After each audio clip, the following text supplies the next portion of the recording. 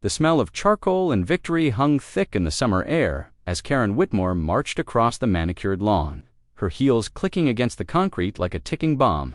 In her trembling hands, she clutched a HOA violation notice, $500 for an unauthorized outdoor gathering.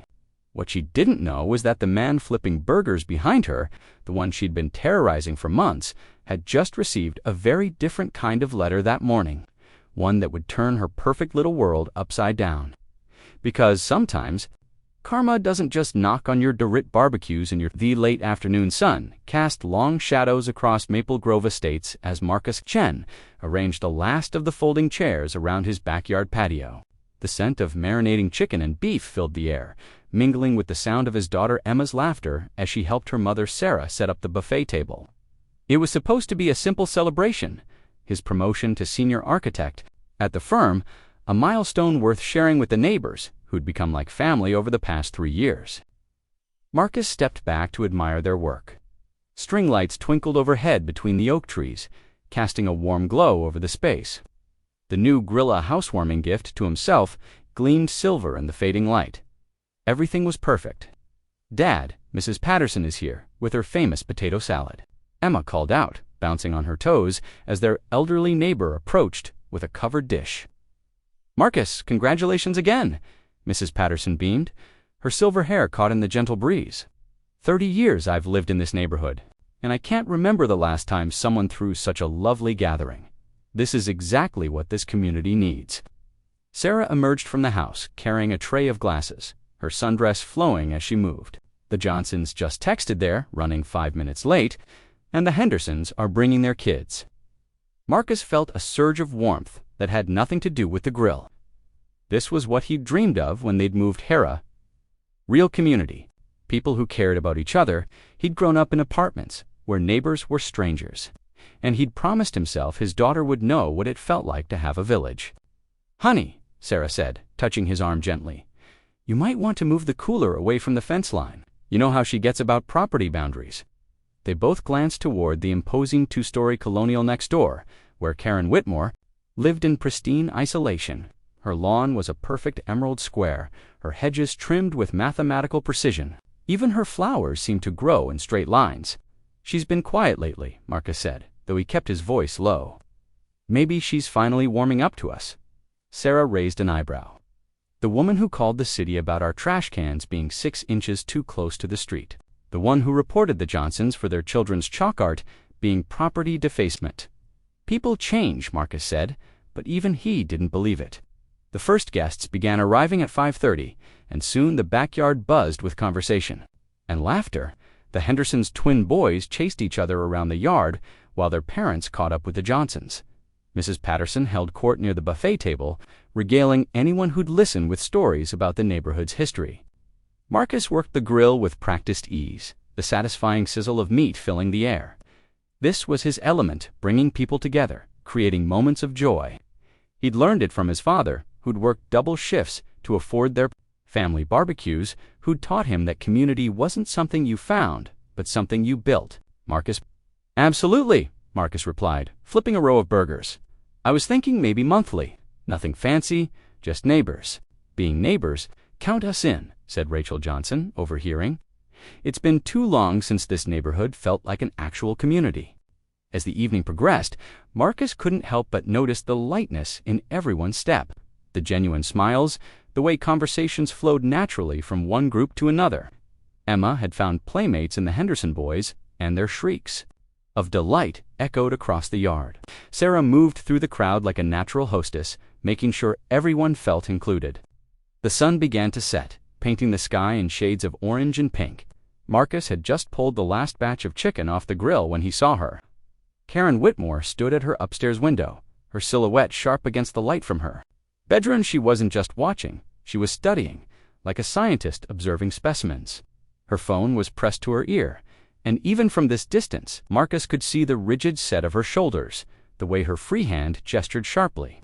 "She's been up there for an hour," Mrs. Patterson whispered, appearing at Marcus's elbow, "making calls, taking pictures.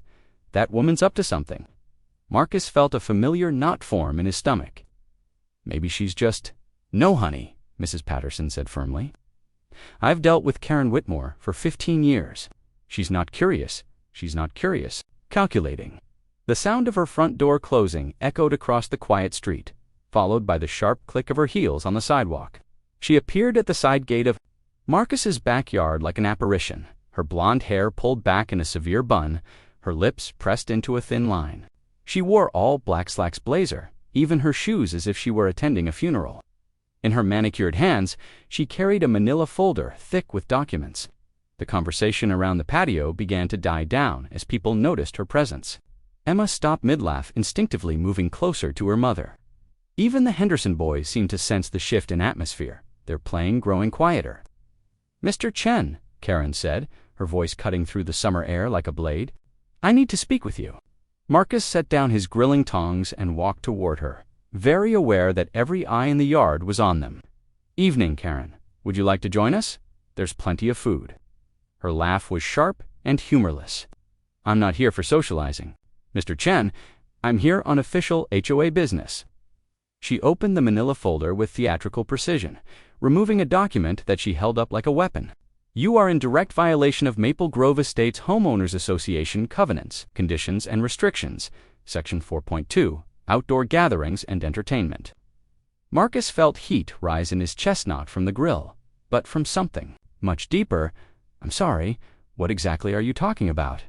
"Any outdoor gathering of more than 6 people requires written approval from the HOA board, submitted no less than 14 days in advance." Karen recited, her voice gaining strength with each word. "You currently have," she paused to count, "dramatically 17 people on your property, including children. This is a backyard barbecue," Marcus said, struggling to keep his voice level. "We're not blocking any streets. We're not being loud." "The noise ordinance is a separate violation," Karen interrupted, pulling out another document. "Section 7.3 clearly states that amplified music or loud conversation is prohibited after 6 p.m. on weekdays." "It's Saturday," Sarah said, stepping up beside her husband. "And we don't have amplified music, those are children playing." Karen's eyes narrowed as she focused on Sarah. "Are you the property owner, Mrs. Chen? Because according to HOA regulations, only the primary property owner may address violations." Marcus felt his neighbors shifting uncomfortably behind him. The Henderson boys had stopped playing entirely, sensing the tension. Mrs. Patterson's face was flushed with anger. "Look," Marcus said, raising his hands in a gesture of peace. "I wasn't aware of any permit requirement for having friends over." "If you can show me where to apply, the time for applications has passed," Karen said crisply. "The violation has already occurred. The fine is $500, payable within 30 days. The number hit Marcus like a physical blow. $500 for having his neighbors over for dinner. He thought of Emma's college fund, of the money they'd been saving for a family vacation. $500. Jim Henderson stepped forward, his voice incredulous. For what? For being neighborly. For violating the covenants that every homeowner agreed to follow when they purchased their property. Karen replied smoothly. Rules that exist to maintain property values and community standards. Community standards? Mrs. Patterson's voice shook with fury. This is the most community I've seen in this neighborhood in decades. These people are bringing us together, and you want to fine them for it. Karen's composure cracked slightly. Mrs. Patterson, you're not involved in this matter. The hell I'm not, the older woman snapped. I've lived here longer than anyone, and I've watched you turn this place into a prison. No children playing too loud, no decorations without approval, no parking in your own driveway for more than 2 hours if you don't like the rules. You're free to move, Karen said coldly. The words hung in the air like a slap. Marcus saw red creeping into his vision, felt his hands clench into fists. But before he could speak, Emma's small voice cut through the tension. Daddy, why's the mean lady being mean to our friends? The innocence in his daughter's question hit Marcus harder than any insult Karen could have thrown. He looked around at his neighbors' good people who'd become family, who'd welcomed them with open arms. The sun was barely peeking over the horizon when Marcus found the thick manila envelope wedged between his storm door and front door. Karen had been true to her word. The HOA handbook arrived with military precision, along with the official violation notice printed on letterhead that screamed final notice in red ink.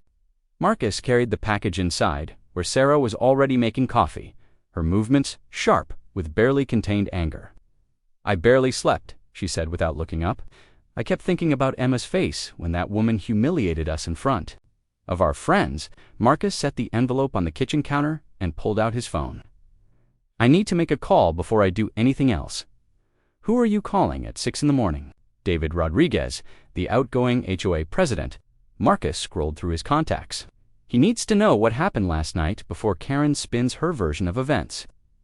David answered on the second ring, his voice groggy but alert. "Marcus, everything okay?" "We have a problem," Marcus said, and proceeded to tell him about Karen's dramatic violation notice, the $500 fine, and her threat to continue targeting neighbors. There was a long pause. Then David's voice came back tight with anger. "She did what?" "Marcus, listen to me very carefully. Karen Whitmore hasn't been an official HOA board member for 3 months. The words hit Marcus like a physical blow. "What do you mean?" "She was voted out in February for overstepping her authority. She's been issuing fake violations ever since, hoping people wouldn't check." David's voice grew harder. "That violation notice, it's worthless. She has no authority to fine anyone." Marcus felt his blood pressure spike. "So she's been what, committing fraud?" "At minimum." "Marcus, you need to understand something about Karen. She's not just difficult, she's dangerous.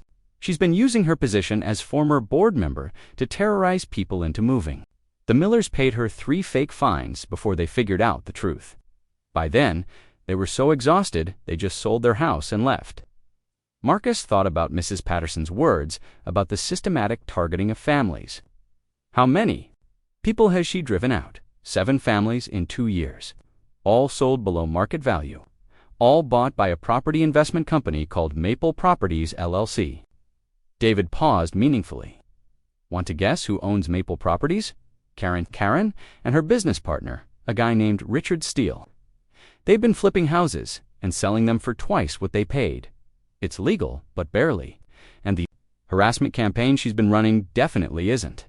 Marcus felt pieces clicking together like a puzzle, revealing a disturbing picture. "What do I need to do?"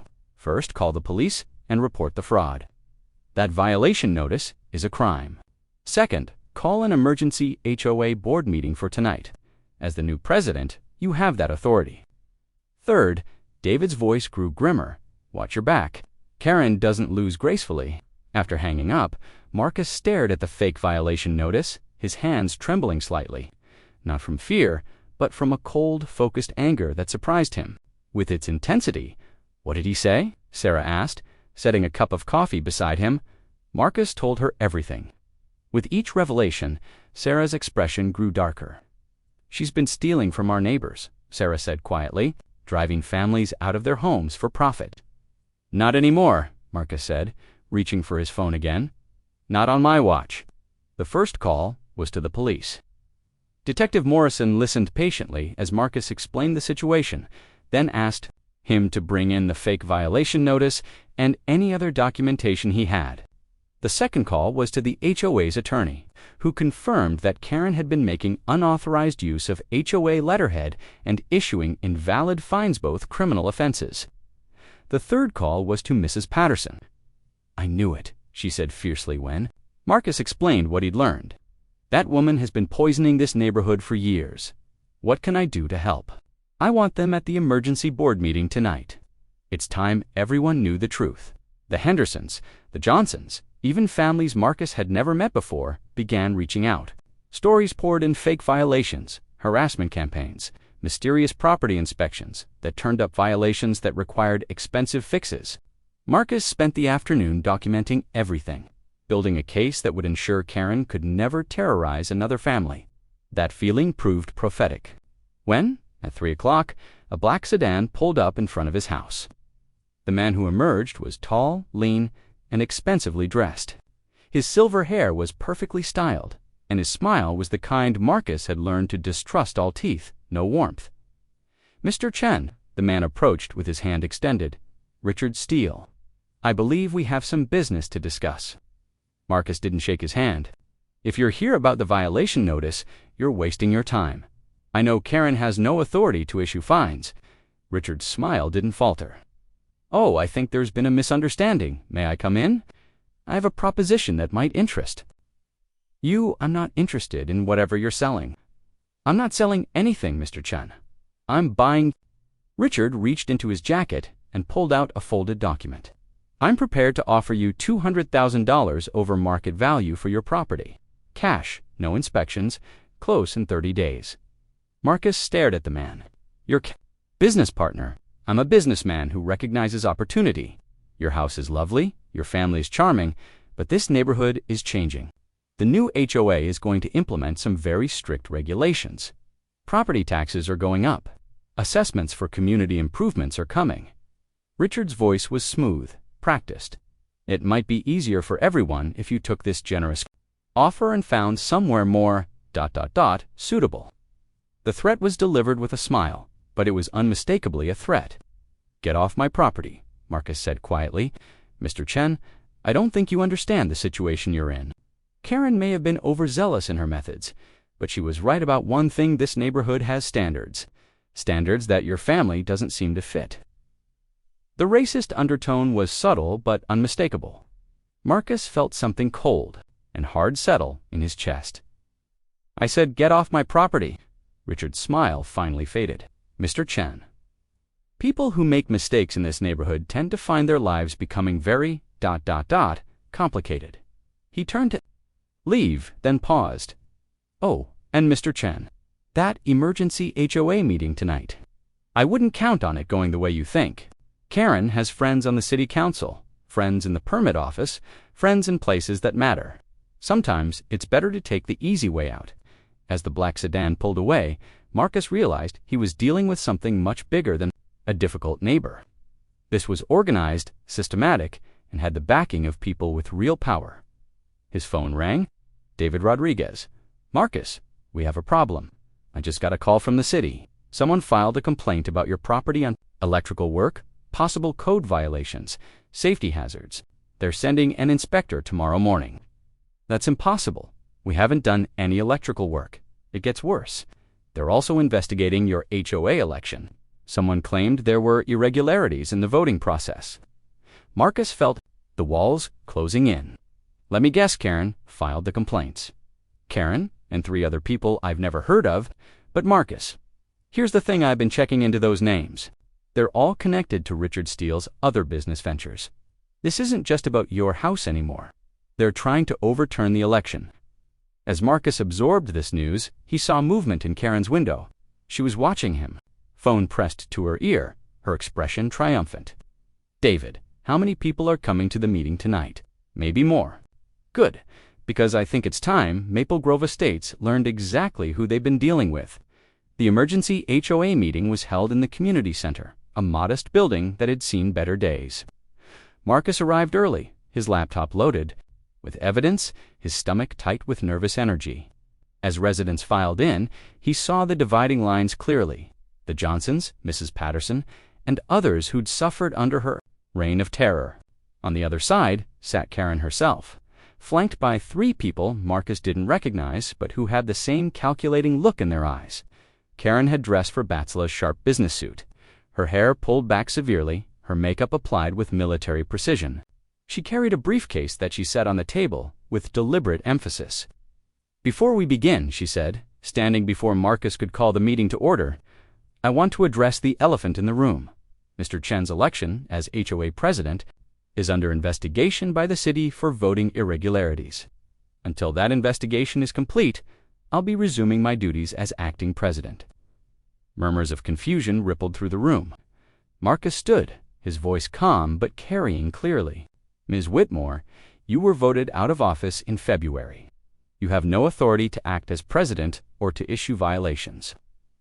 "I have a court order," Karen said, pulling a document from her briefcase, "issued this afternoon, suspending your authority. Pending the investigation." She handed the document to Marcus with a Detective Morrison was waiting in the parking lot of the police station when Marcus arrived at 7 a.m. 2 cups of coffee steaming in the morning air. Her expression was grim but determined.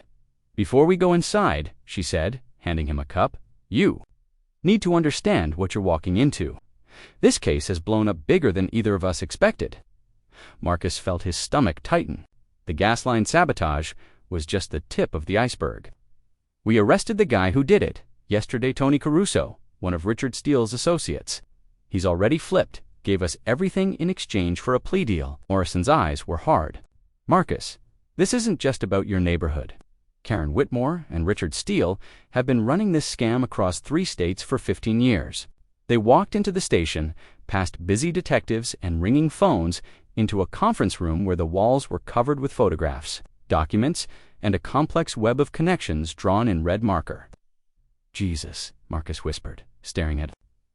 The evidence board, 12 neighborhoods, 47 families driven from their homes, over $8 million in fraudulent property transfers. Morrison pointed to different sections of the board. "But here's the kicker. They've been doing it with help from inside." She pointed to a photograph of Councilmember Williams, the same man who'd shut down Marcus's testimony the night before. Williams has been taking bribes to expedite permit violations and slow down investigations. 3 other city officials are involved, plus a judge who's been issuing bogus restraining orders and court injunctions. Marcus felt dizzy. The whole system is corrupt. Was corrupt. The FBI raided Williams' office an hour ago. Morrison smiled grimly. "That court order suspending your HOA authority, completely fraudulent. The judge who signed it is probably in federal custody right now.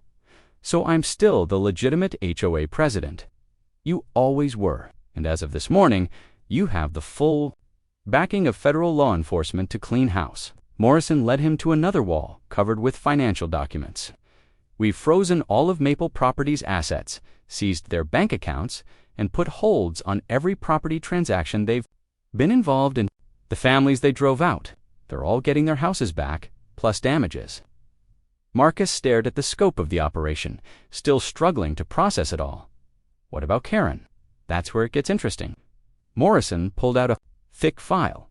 "Karen Whitmore isn't even her real name. She's actually Catherine Brennan, and she's wanted in connection with similar schemes in Florida, Texas, and Nevada. She's been using false identities for years." The weight of revelation hit Marcus like a physical blow.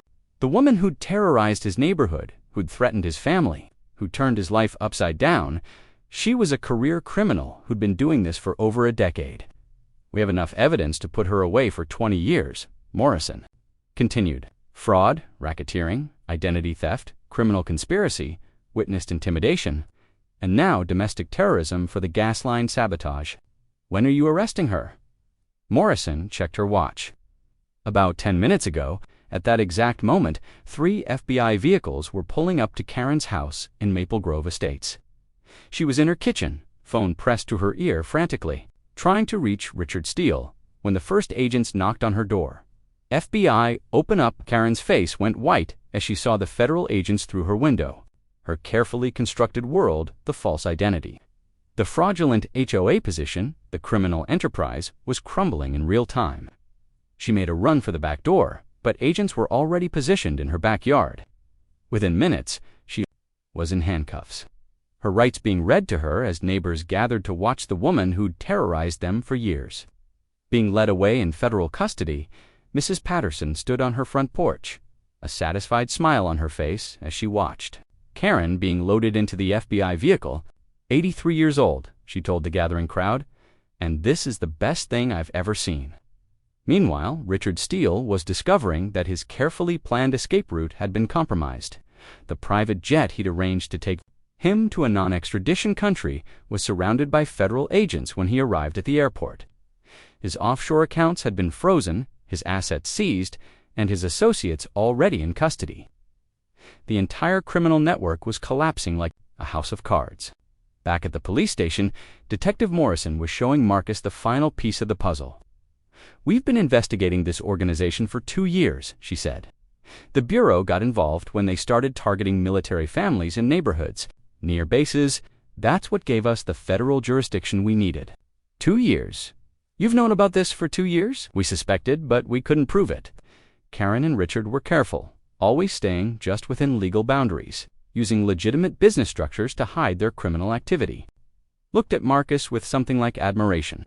Then you came along and started documenting everything, gathering evidence, organizing the community. You handed us the case, we needed to take them down. Marcus felt a strange mix of pride and exhaustion. So what happens now? Now you get your life back. Your neighborhood gets its peace back. And about 47 families across 3 states get justice. The drive back to Maple Grove Estates felt surreal.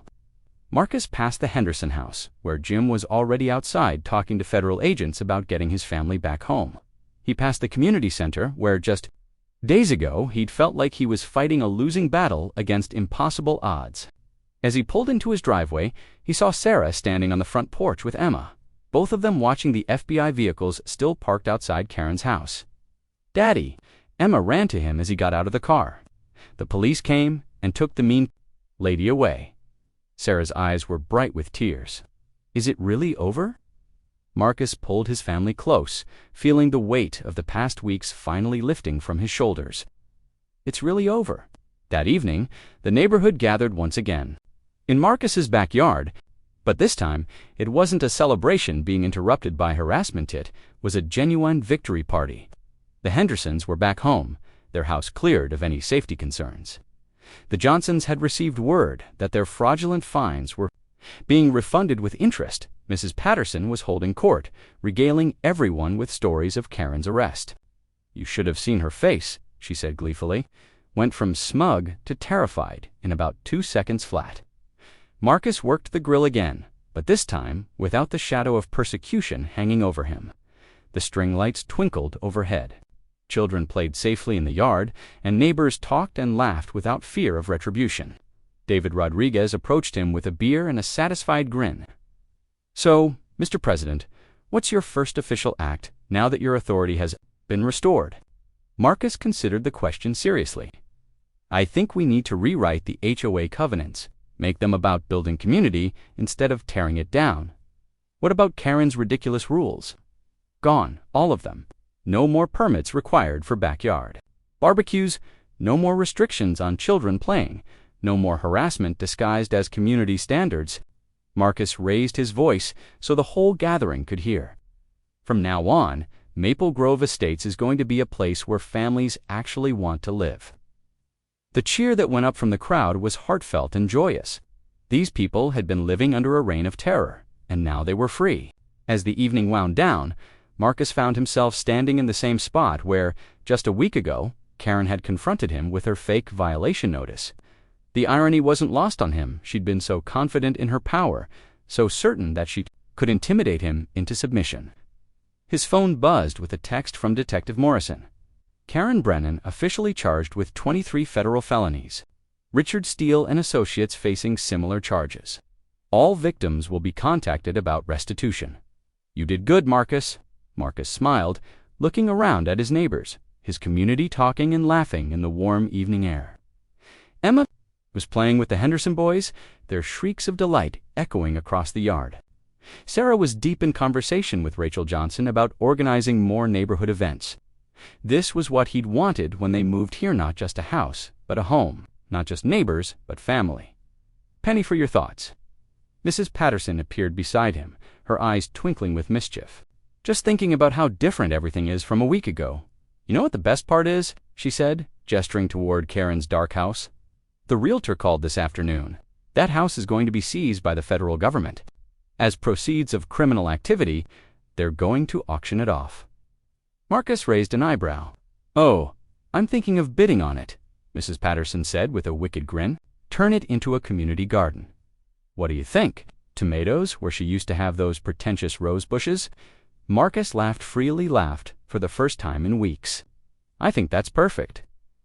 As the last guests departed and Marcus and Sarah cleaned up, they moved with the easy rhythm of people who were truly home.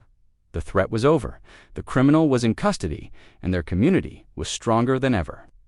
"You know what I realized tonight?" Sarah said as they carried the last of the plates inside. "What's that?" Karen thought. She was destroying our